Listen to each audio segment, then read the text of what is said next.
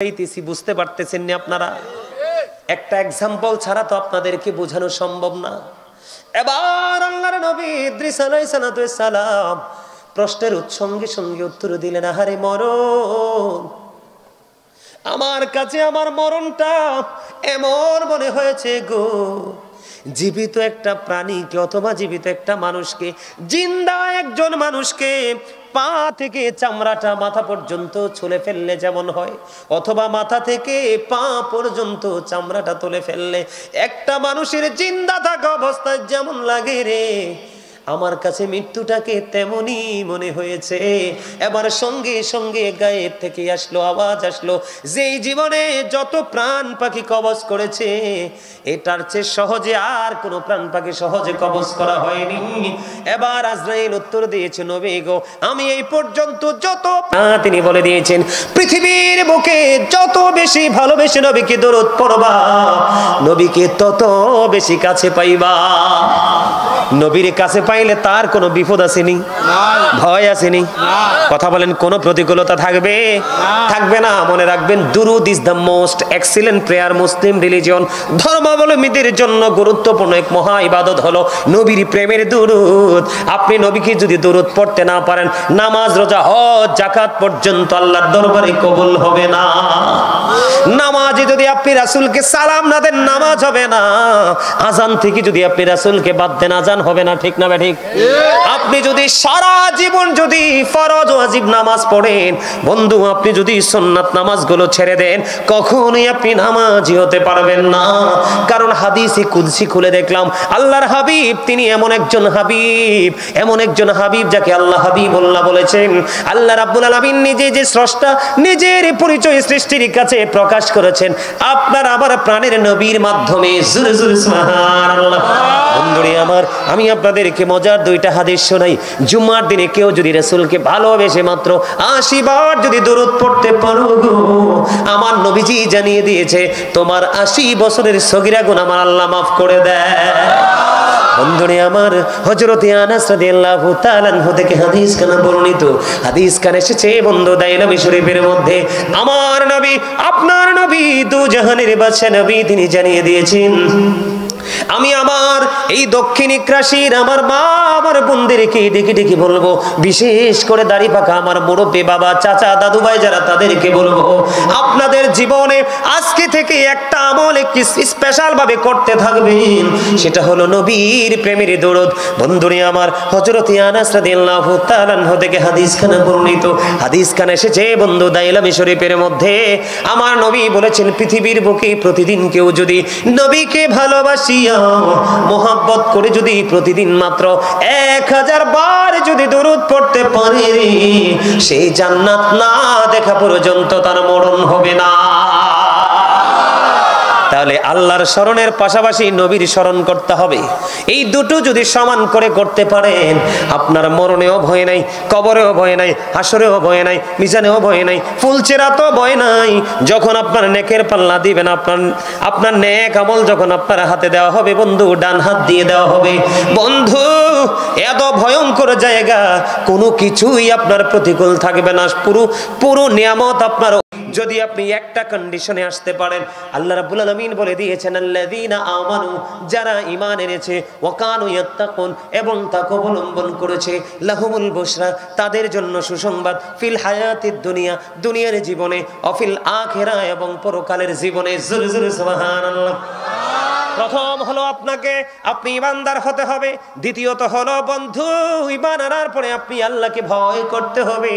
তারপরে আপনার জন্য নিয়ামত, লাহুমুল বুশরা ফিল হায়াতিদ দুনিয়া ফিল আখিরা, দুনিয়া এবং আখিরাত উভয় জাহানে আপনার নিয়ামত। জোরে জোরে বলুন না সুবহানাল্লাহ। এই নিয়ামত বন্ধু, আমি বলতেছিলাম ইদ্রিস আলাইহিস সালামের কাছে ছিলাম, মনে আছেনি? ছোট্ট করে নবীর স্মরণ কিভাবে করবেন, নবীর মর্যাদা কত, আল্লাহর স্মরণ কিভাবে করবেন বুঝাই দিলাম একটা টপিক্সের মাধ্যমে। ভালো লাগছে নি? মনে রাখবেন তো, এটা মুখস্থ রাখার চেষ্টা করবেন তো? বন্ধুরে আমার, আমি আপনাদেরকে একটা এক্সাম্পল দিই। ওই জীবনের প্রথম ধাপ হলো আপনার মৃত্যু। কি? মৃত্যু না হলে কিন্তু ওই জীবন শুরু হবে না। ওই জীবন শুরু হতে হলে আপনার মৃত্যুবরণ করতে হবে। আল্লাহর একজন নবী হযরত ইদ্রিস আলাইহিস সালাম, উনি বন্ধু রোজা রাখতেন, ইফতার গুলো উনি জান্নাত থেকে আসতো। ইফতারি করার পরে যখন তিনি বন্ধু ইফতার গুলো অবশিষ্ট যেগুলো থাকতো আবার এগুলো রিটার্ন বন্ধ ফিরে যেত জান্নাতে। এমন পাওয়ারফুল নবী তিনি ছিলেন বন্ধু। একদিন একজন এক ব্যক্তির সুরতে আজরাইল আসলেন ইদ্রিস আলাইহিস সালামের সাথে দেখা করার জন্য। গভীর খেয়াল বন্ধু, দেখা করার জন্য যখন আসলো, আসার পর ইদ্রিস আলাইহিস সালাম ওই ফেরেশতাকে কিছু খাবার খাইতে দিলেন, আপ্যায়ন করলেন। তিনি কোনো কিছু গ্রহণ করলেন না। উনি বলতেছেন, নবী গো চলুন আপনাকে নিয়ে একটু ভ্রমণ করব। ভ্রমণের জন্য যখন বের হয়ে গেল, বের হওয়ার পরে বন্ধু ঘুরতে ঘুরতে একটা পর্যায়ে তিনি আবার একত্রিত হলেন। একত্রিত হওয়ার পরে এবার ইদ্রিস আলাইহিস সালাম ওনাকে প্রশ্ন করলেন, আপনি কে? কই আমি হলাম মৃত্যুদূত আজরাইল। কই কেন এসেছেন আমার কাছে? আমার কি মৃত্যুর সময় চলে আসলো নাকি? না না, আপনার মৃত্যুর সময় হয়নি।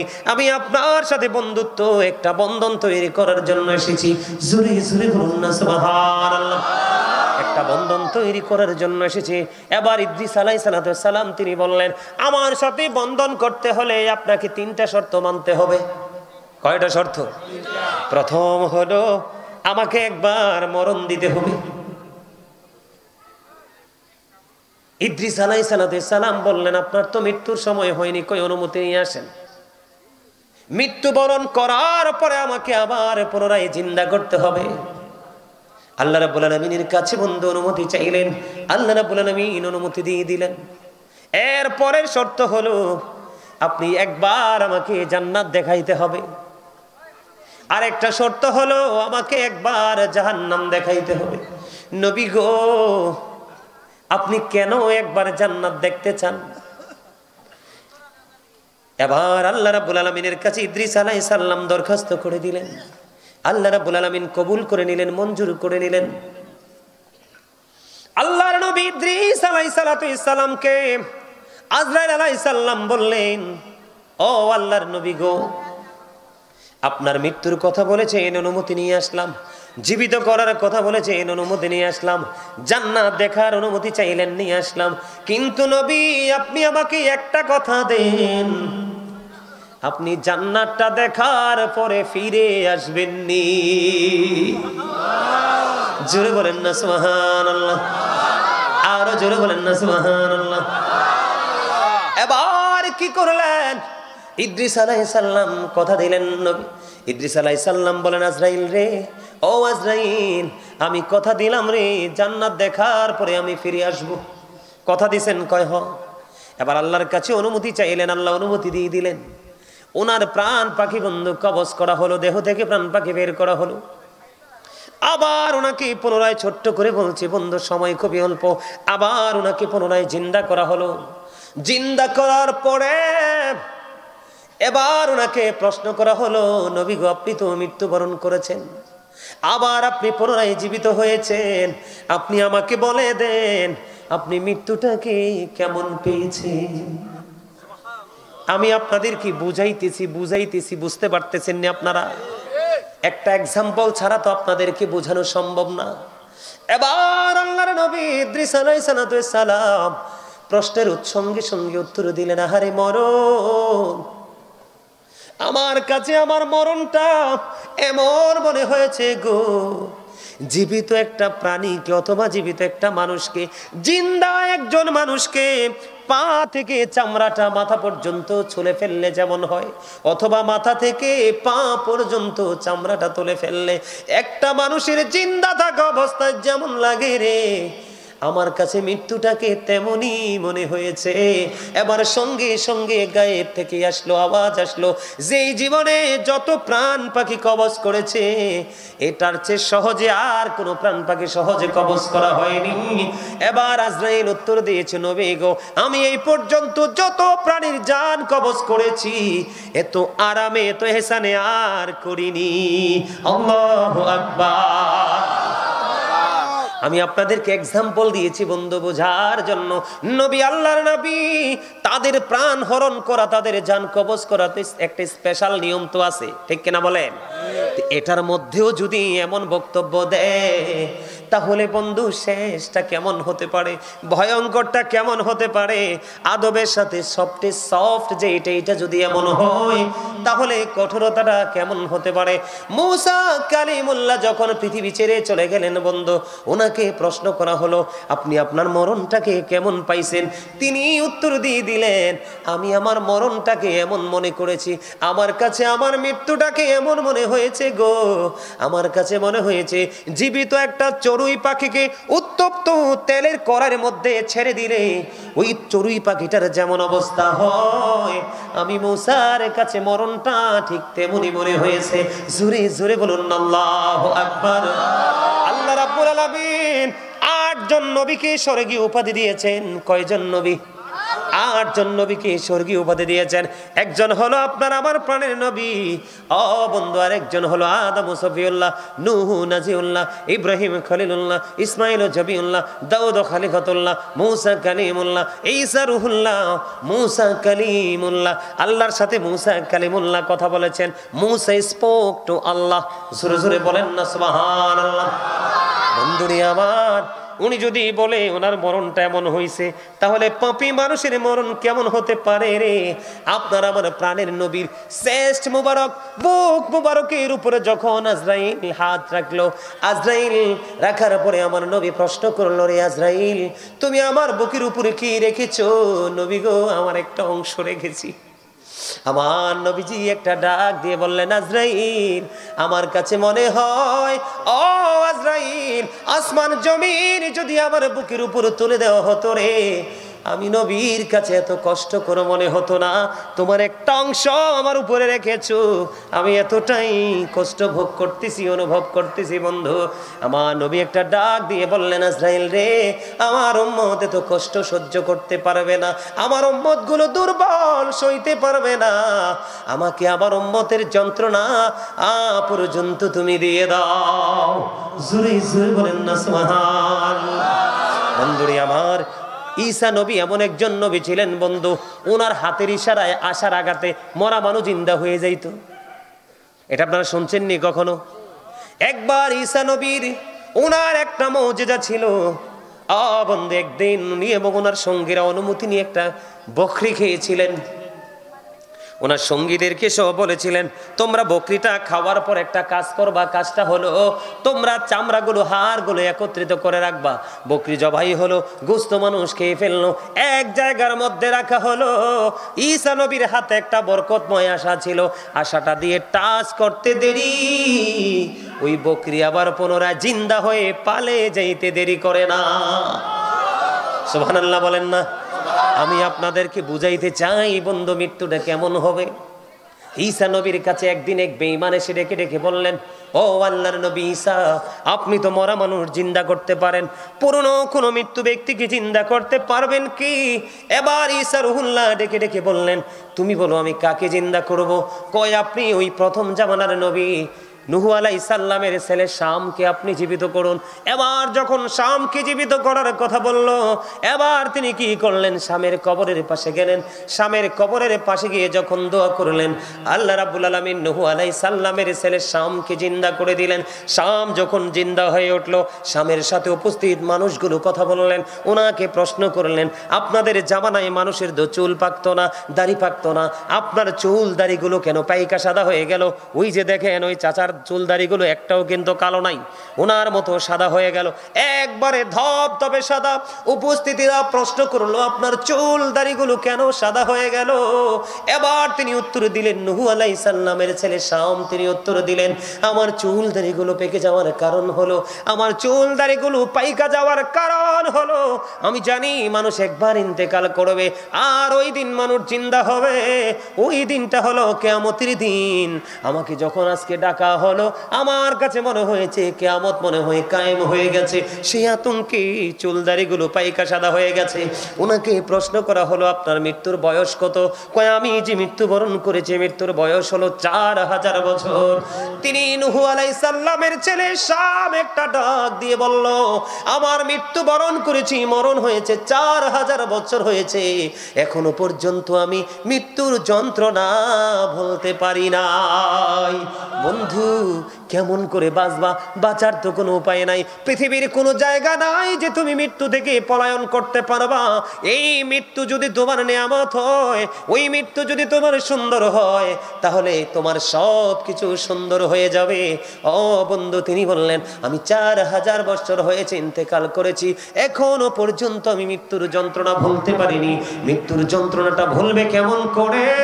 মৃত্যুর সবচেয়ে কম যন্ত্রণা হলো, মৃত্যুর সবচেয়ে একবার লয়েস্ট যে শ্রেণীর যন্ত্রণা কষ্ট, সেটা হলো 1000 তলোয়ার মারার আঘাতের সমান। আল্লাহু আকবার বলেন না। একটা মানুষের বডিতে যদি 1000টা তলোয়ার দিয়ে আঘাত করা হয়, সহ্য করা যাবে? কেমন হবে যন্ত্রণা? 1000টা আঘাত যদি লাগায় বন্ধু, একদিকে 1000টা তলোয়ারের আঘাত, আর একদিকে আপনি যখন ডাক্তারের কাছে যাবেন, একটাকে সেলাই করবে, ওই দিক দিয়ে এক যন্ত্রণা, যন্ত্রণার কোনো শেষ নাই বন্ধু। একটা আপনাকে আংশিক একটা ধারণা দিয়ে দিলাম, হাদিস শরীফের মধ্যে এসেছে মৃত্যুর সবচেয়ে কম যন্ত্রণা হলো 1000 তলোয়ার মারার আঘাতের সমতুল্য। আওয়াজ তুলে বলুন আল্লাহু আকবার। এই যন্ত্রণা থেকে, মৃত্যুর যন্ত্রণা থেকে বাঁচতে চান কি চান না? কবরের আযাব থেকে বাঁচতে চান কি চান না? ওই হাসরে নেয়ামত চান কি চান না? নবীজির দিদার চান কি চান না? আর জোরে বলেন। সবাই চান। চাইলে আপনাদেরকে ওই যে বলেছি আল্লাহর কোরআন থেকে, আল্লাযীনা আমানু, যারা ঈমান এনেছে, তার মানে ঈমানদার হতে হবে। ওয়া কানু ইয়াত্তাকুন, এবং তাকে অবলম্বন করেছে, তার মানে ভয় করতে হবে। লাহুমুল বুশরা, তাদের জন্য সুসংবাদ, ফিল হায়াতিদ দুনিয়া ফিল আখিরাহ। আল্লাহ রাব্বুল আলামিন বলেছেন, ঈমান আনার পরে, ঈমানদার হওয়ার পরে যদি অন্তরে ভয় রেখে জীবন যদি তুমি পরিচালনা করতে পারো, তোমার জন্য গুড নিউজ হলো দুনিয়াতে এবং আখিরাতে। তার মানে কবর যেমনটি হোক বন্ধু, আমি কি পজিটিভ দিক নিয়ে একটু আলোচনা করবনি? কথা বলেন, করব? জান্নাতের মধ্যে বন্ধু মিনিমাম 100টি স্তর আছে। কয়টি? মিনিমাম 100টি স্তর আছে। আপনার কত জায়গার প্রয়োজন, আপনার কত সোনার প্রয়োজন, আপনার কত অর্থের প্রয়োজন, আপনি যদি জান্নাতি হন, আপনার যে ঘরটা সেটা পুরোটাই হবে সোনার তৈরি। আপনার কত স্বর্ণের প্রয়োজন, আপনার কত বিশ্রামের প্রয়োজন। জান্নাতের একটা বৃক্ষ এত বিকট হবে, এত বড় হবে রে, পৃথিবীর সবচেয়ে দ্রুতগামী যেই ঘোড়াটা, যেই হর্স, মানে রান ফাস্ট, ঠিক কিনা বলেন? ঘোড়া কি দৌড়াইতে পারে কিনা বলেন? ফাস্ট না স্লো?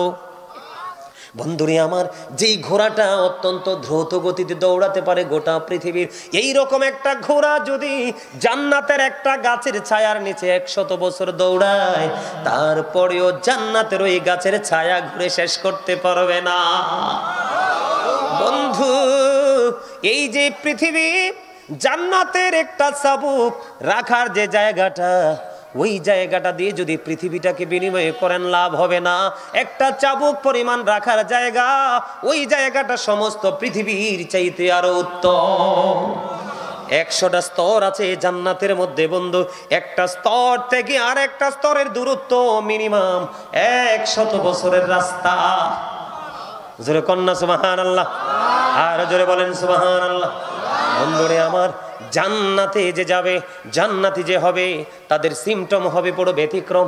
আমি আপনাদেরকে বলি, এই যে আমি একটু আগে আপনাদেরকে জিকিরের কথা বললাম না, এই এই তুমি সামনে আসো, এখানে আসো, তুমি হ্যাঁ আসো, এখানে আসো, আচ্ছা বড়, এই চাচা আপনি একটু ফ্রি হয়ে বসেন। তার যে মনের কত কথা দুইটার, আমার মনে হয় আজকে আমার ওয়াজ শেষ হবে, দুজনের মনের কথা শেষ হবে না, এই জন্য একটু আলাদা করে দিলাম। ঠিক আছে না? ঠিক আছে বন্ধু, আমার দিকে তাকান। আমি কি বলতে চাই আপনাদেরকে, এই যে আমরা জিকির করতেছি জবানে না, শুনতেছি কি, হাঁটছি কি দিয়া, আছে না নাই? দেখছেন কি দিয়া, ঠিক কিনা? এখন বাঁচতে হলে তো নিঃশ্বাস নিতে হবে, নিঃশ্বাস নিয়েছেন কি দিয়া? নাক দিয়া, আছে না নাই? আমি আপনাদেরকে মজা বোঝাচ্ছি, জিনিসটার গুরুত্ব বোঝানোর জন্য। বন্ধু, মুমিন যারা, মুমিনের জান যখন কবজ করার জন্য মৃত্যুদূত আসবে, মুখের দিক দিয়ে যখন ট্রাই করবে, মুখ ডেকে ডেকে বলবে, এরে আজরাইল, 24 ঘন্টা কন্টিনিউ দুনিয়ার কাজটা যেটুকু করার দরকার ছিল করে, অল টাইম এই জিকির দিয়ে জবানকে তাজা রেখেছি। এই দিক দিয়ে কষ্ট দিয়ে রুহ নিতে পারবা না, আজরাইল ব্যর্থ হয়ে যাবে। হাতের দিকে যখন যাবে হাতও তার কর্মের কথা তুলে ধরবে, কানের কাছে যখন যাবে কানও তার কর্মের কথা তুলে ধরবে, চোখের কাছে যখন যাবে চোখ তার কর্মের কথা তুলে ধরবে, পায়ের কাছে যখন যাবে পাও তার কর্মের কথা তুলে ধরবে। তার মানে আজরাইল কোনো দিক দিয়ে অঙ্গ প্রত্যঙ্গ দিয়ে যা প্রাণ পাখিটা বের করতে পারবে না। কান সাক্ষী দিবে, হাত সাক্ষী দিবে, জবান সাক্ষী দিবে, চোখ সাক্ষী দিবে, মুখ সাক্ষী দিবে। এমন অবস্থার মধ্যে যখন আজরাইল পড়বে, আল্লাহ রাব্বুল আলামিনকে একটা ডাক দিয়ে বলবে, মালিক তোমার বান্দার সমস্ত অঙ্গে প্রত্যঙ্গে শুধু জিকির, কোন দিক দিয়ে প্রাণ পাখি বের করতে পারতেছি না। আল্লাহ ডেকে ডেকে বলে, ওরে মৃত্যুদূত, তুমি আমার প্রিয় বান্দার জানটা এমন ভাবে কবজ করতে পারবা না। সুবহানাল্লাহ কয় না? আরে আরো জোরে কর না, আরো জোরে। এইভাবে তুমি জানটা কবজ করতে পারবা না। আল্লাহ গো, কেমন করে জানটা কবজ করতে পারবো? জানটা কবজ করবা তুমি জান্নাতে যাও, জান্নাতে একটা ফল আছে, সে ফল, ওই ফলটা যখন তার চোখের সামনে এসে ধরবা, মুখের সামনে এসে ধরবা, তার ভিতরে সুঘ্রাণটা প্রবেশ করবে, তুমি দেখতে পাবে তার ভিতর থেকে যেন পানি বাইর হচ্ছে, ওটার সাথে সাথে তার প্রাণ পাখিটা বের হয়ে যাবে। এখান থেকে বের করার পরে শর্ট করে বলছি, আমার অনেক সময় হয়ে গেছে বন্ধুরে, আমার প্রায় 2 ঘন্টা শেষ করে ফেলতে হবে আমাকে। ভাবছিলাম 1.5 ঘন্টা আলোচনা করব, কিন্তু একটানেই চলে গেছে 2 ঘন্টা। আর একটু শুনবেন, একটু বলবো, মন দিয়ে শোনেন, হাসবেন না প্লিজ, এটা হাসির কথা না, একটু খেয়াল করেন। তখন কি করলো? তার প্রাণ পাখিটা কবজ করলো। ঠিকানা কোথায়? কবরে। কবরে ফার্স্ট স্টেজ কোনটা? কবর না? কবরে নিয়ে যাওয়া, মাঝখানে অনেক কিছু আছে বললাম না। কবরে যখন নিয়ে যাওয়া হলো, ফেরেশতা আসলো, বললো, কালো চোখে, কালো নীল চক্ষু বিশিষ্ট বন্ধু, নীল বর্ণের ফেরেশতা আসলো কবরে। আসার পরে তাকে প্রশ্ন করলো, তোমার রব কে? আল্লাহ। দিন কি? ইসলাম। তোমাদের মধ্যে যিনি এসেছিলেন তিনি কে?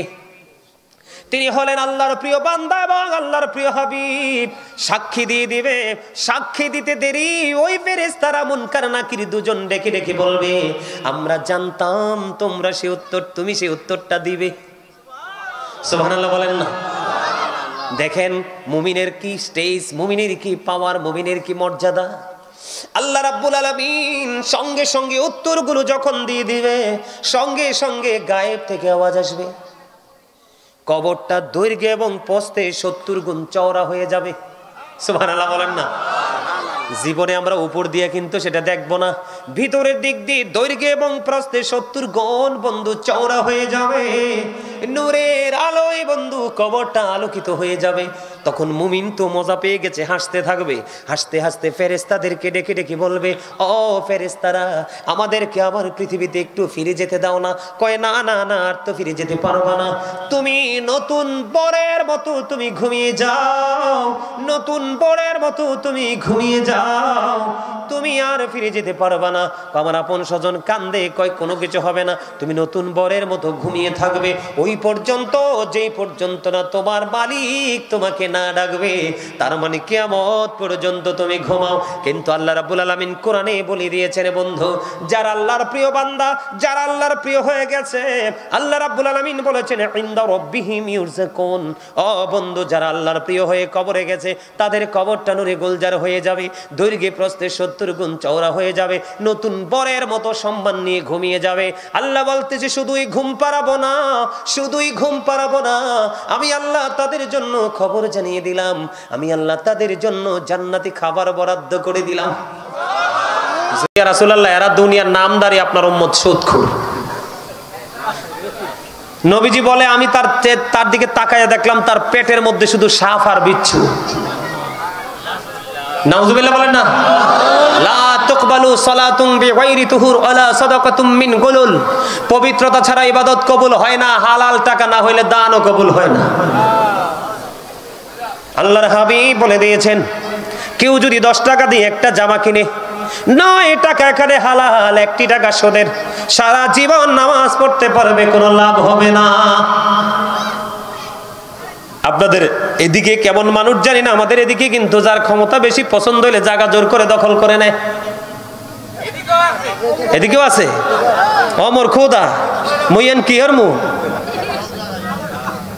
আমার দিকে তাকান বন্ধু। এগুলো হলো বন্ধু বর্তমান সমস্যা। আল্লাহর হাবিব জানিয়ে দিয়েছেন, কেউ যদি পৃথিবীর বুকে কারো কাছ থেকে 1 বিঘা পরিমাণ জায়গা জোর করে দখল করে, আল্লাহ রাব্বুল আলামিন কাল হাসরের দিন তার গলায় 7টা পৃথিবী মালা বানাইয়া পড়াইয়া দিবে। ওই যে শুরুতেই বলেছিলাম, বাঁচতেও পারবা না, মরতেও পারবা না, পালাইতেও পারবা না।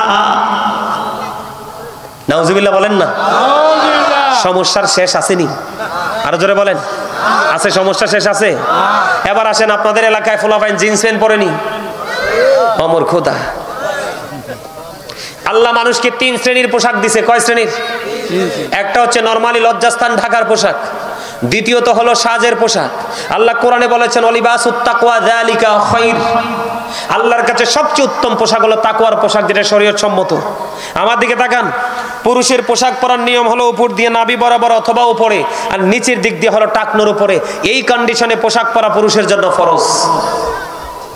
আর এই কন্ডিশনে যদি পোশাক না পরেন তাহলে কি হয়ে যাবে? নামাজ রোজা কবুল, নামাজ কবুল হবে না। সম্মানিত উপস্থিতি, এমনি করে করে আমাদের মধ্যে সমস্যার কোনো শেষ নাই। সবগুলো সমস্যার অবসান করতে হবে আলেম ওলামাদের সাথে আমাদেরকে সম্পর্ক রেখে। কথা কি বুঝতে পারছেন? 5 ওয়াক্ত নামাজ পড়বেন, মা বাবার সাথে ভালো আচরণ করবেন, হালাল পথে রোজগার করবেন, সামাজিক বন্ধনে আবদ্ধ হবেন। বিশেষ করে সর্বশেষ যে বক্তব্য, সম্মানিত উপস্থিতি, আল্লাহ রাসূল আমাদেরকে, সন্তান তো এখনকার বেশিরভাগই অমানুষ, কথা কয় না? এখনকার যুগের ছেলেমেয়েরা ম্যাক্সিমামই কি অমানুষ না? ঠিক না বে ঠিক? এই অমানুষ হওয়ার কারণ দায়ী আমরা। কেডা? কথা বলেন না, কারা? বাবা মা যারা, অভিভাবক যারা, তারা। বাবা মার দায়িত্ব হলো every parent should take care their children very carefully. প্রত্যেকটা পিতামাতার উচিত সন্তানের দায়িত্ব যত্ন সহকারে পালন করা। আর আমরা সন্তান হিসাবে আমাদের উচিত, we should Obi our parents. আমাদের প্রত্যেকের উচিত পিতামাতাকে মান্য করা। ঠিক না ঠিক? প্যারাডাইস কইতাম, paradise of the child under the feet of the mother. মায়ের পায়ের নিচেই সন্তানের জান্নাত। কথা বলেন। এখন সন্তান তো হুট করেই জান্নাত চিনবে না, সন্তানকে চিনাইতে হবে, ট্রেনিং দিতে হবে। সে ট্রেনিংটা হলো, রাসূল বলেছেন, আদিবু আওলাদাকুম আলা সালাতি খিসালিন হুব্বি নাবিকুম ওয়া হুব্বি আহলি বাইতিহি ওয়া আলা কিরাতিল কুরআন। রাসূল বলেছেন, তোমরা তোমাদের সন্তানদেরকে 3টি বিষয় শিক্ষা দাও। কয়টি? হুব্বি নাবিকুম, teach the love of the prophet. নবীর ভালোবাসা শিখাও। এই ভালোবাসায় আমাদের ঈমান এবং ফরজ। কি হুজুর? এটা না থাকলে আপনি যতই ভালো কাজ করেন, আপনার সফলতা দুনিয়াও নাই, আখিরাতেও নাই। এরপরে বলেছেন, অহুব্বি আহলে বাইতিহি, টিচ ফ্যামিলি লাভ। নবীর পরিবারের ভালোবাসা শিখাও। এরপরে বলেছেন, ওয়া আলা কিরাতিল কুরআন, কোরআন তেলাওয়াত শিখাও। এই 3টা জিনিস সন্তানকে প্রাথমিকভাবে শিক্ষা দিয়ে দিবেন, সন্তান আর পথভ্রষ্ট হবে। এখন তো আমাদের দেশে কত নতুন নতুন বক্তব্য বের হচ্ছে। আজকে আসার সময় গাড়িতে দেখলাম একজন পীর সাহেব, নাম বলতে চাই না, মা খাদিজাকে নিয়ে এমন বিশ্রী বক্তব্য করেছে। আজকে আসার সময় যাত্রাবাড়ি বললাম না, জ্যামে পড়ে আছি, জ্যামের মধ্যে তখন হঠাৎ করে আপনার অনেক সময় জ্যামে মোবাইলটা ওপেন করে দেখলাম, সামনে ভিডিওটা চলে আসলো, মা খাদিজাকে বুড়ি বলেছে। এত আসতে বললেন নাউজুবিল্লাহ। মা খাদিজাকে চিনেন? মা খাদিজা সম্পর্কে কিছু জানেন? আবার বলে আগে 2বার বিবাহিত ছিল। নাউজুবিল্লাহ বলবেন না? বিবাহ আমি তো খুব ভদ্র ভাষায় বলেছি, আরো ভদ্র ভাষায় তাদের সম্পর্কে কথা বলা উচিত। ঠিক কিনা বলেন? মা আয়েশা নাকি মা খাদিজাকে বুড়ি বলে সম্বোধন করেছেন। নাউজুবিল্লাহ বলেন না? মা খাদিজার পাওয়ার কত জানেন? জানেন না? একটু বলবো, একটু বলি, আমাদের ঈমান যেন নষ্ট কেউ করতে না পারে। রাসূল এবং রাসূলের পরিবার সাহাবায়ে কেরাম সম্পর্কে সচেতন হতে হবে। হযরত আলী রাদিয়াল্লাহু তাআলা থেকে হাদিস বর্ণিত, রাসূল বলেছেন, ক্বালা মান সাব্বা নাবিয়্যা ফাকতুলহু ওয়া মান সাব্বা সাহাবী ফাদরিবহু। আমার নবীকে যারা গালি দিবে, নবীর ইজ্জতের চাদর ধরে টান দিবে, অপমান করবে, রাসূল বলেছেন, তোমরা যদি আমার সত্যিকারের উম্মত হও, তাকে হত্যা করে ফেলো। কথা বুঝেন নাই? হযরত ওমর তো তার বাবাকে হত্যা করে ফেলছে। একদিন একজন মুনাফিক মার্কা মুসলমান একজন বেদুইনের বিচার হয়েছিল, বিচারটা বেদিনের পক্ষে গেছে কেন, এই জন্য নবীর বিচারটা রায়টা মানে নাই, ওমরের কাছে গিয়েছিল, ওমর সাথে সাথে তাকে কতল করে দিয়েছে। কথা কি বুঝেন আমার? ওমান সাব্বা সাহাবী ফাদরিবুহু, সাহাবাই কেরাম সম্পর্কে যারা বাজে মন্তব্য করবে, গালি দিবে, তোমরা তাদেরকে বাইন্দা পিটাও। এটা হাদিস শরীফের কথা। আপনারা আমাকে ভালোবাসতে পারেন বা নাও বাসতে পারেন, এটা আপনাদের ব্যক্তিগত ইখতিয়ার। আমি আপনাদেরকে বলি, বন্ধুরে আমার, মা খাদিজাকে নিয়ে তোমরা কুরুচিপূর্ণ মন্তব্য করো, নিজেদেরকে বড় বড় আলেম মনে করো। বন্ধু, তোমরা এখনো পর্যন্ত নবী এবং নবীর পরিবার চিনতে পারলা না, আমি তোমাদেরকে আলেমও বলতে পারবো না। আপনার টাকা ছাড়া মসজিদ হবে? মা খাদিজা দুইটা বিবাহ মোবারক হয়েছিল। ওই বিবাহের পরে স্বামীর ঘরে যেই দৌলত পেয়েছিলেন, ওই দৌলত সবগুলো আমার নবীর কদমে দিনের জন্য ব্যয় করে দিয়েছেন। উনি হলেন সেই খাদিজা। মা খাদিজাকে যখন কবরে রাখা হলো, কবরে রাখার পরে বন্ধু, মা খাদিজাকে কবরে রাখার পরে বন্ধু, বারবার ওনার পবিত্র চেহারাটা কাবার দিকে ক্যাবলামুখী করা হয়, কিন্তু চেহারাটা অটোই বন্ধু সোজাসুজি হয়ে যায়। নবীজি চিন্তায় পড়তেছে, ব্যাপার কি গো, ব্যাপার কি? আমার আল্লাহ ডেকে ডেকে বলে, হাবিব, আমি চাই না গো আমার খাদিজার চেহারা আরশের দিকে যেন থাকে, অন্য কোনো দিকে থাকুক, এটা আমি আল্লাহ চাই না। সেই মা খাদিজাকে নিয়ে যেমনি কথা বলা যায়, যিনি মুমিনের মা, ঠিক কিনা বলেন? বন্ধুরে আমার, শুধু এখানে একান্ত নয়, মা খাদিজাতুল কুবরা রাদিয়াল্লাহু তাআলা আনহা আমার নবীজির জন্য খাবার নিয়ে আসতেছে। এই দিক দিয়ে আল্লাহর পক্ষ থেকে জিবরাইল আমার নবীর কাছে আসতেছে। বন্ধুরে আমার, জিবরাইল এসে আমার নবীর কাছে আসতে দেরি রে, আয়েশা বলতেছে, নবী গো, আপনার কাছে খাদিজা আসতেছে। খাদিজা যখন আপনার কাছে আসবে গো নবী, আপনি আল্লাহ খাদিজাকে সালাম দিয়েছে খাদিজার পক্ষ থেকে, এবং আমি জিবরাইলের পক্ষ থেকে খাদিজাকে সালামটা পৌঁছে দিয়ে।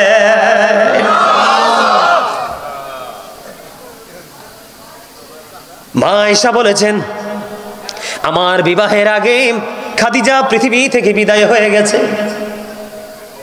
তারপরেও আমার এত বেশি হিংসা হতো। এটা পজিটিভ হিংসা, নেগেটিভ না। কেমন হিংসা? আমার নবীজির জীবন থেকে খাদিজা চলে গেল। আমার নবীজি যখন খাদিজাকে নিয়ে বলতে থাকতেন, আলোচনা করতে থাকতেন, আমি আমার নবীর মধ্যে হাজি খাদিজার ক্ষেত্রে কখনোই কোনো বিরক্ত দেখতে পাই না। এই জন্য আমার খুব হিংসা হতো। বন্ধু, আরেকদিন যদি কখনো আসি আপনাদের কাছে সে বিষয় নিয়ে আলোচনা শোনাবো। আসলে আমার জন্য অনেকটা দেরি হয়ে গেছে, 2.5 ঘন্টার কাছাকাছি হয়ে গেছে। আমাকে মাহফিল কমিটি একটু অনুরোধ করেছে, আপনারা কি আমার সাথে একটু আমার কথার কি একটু সম্মান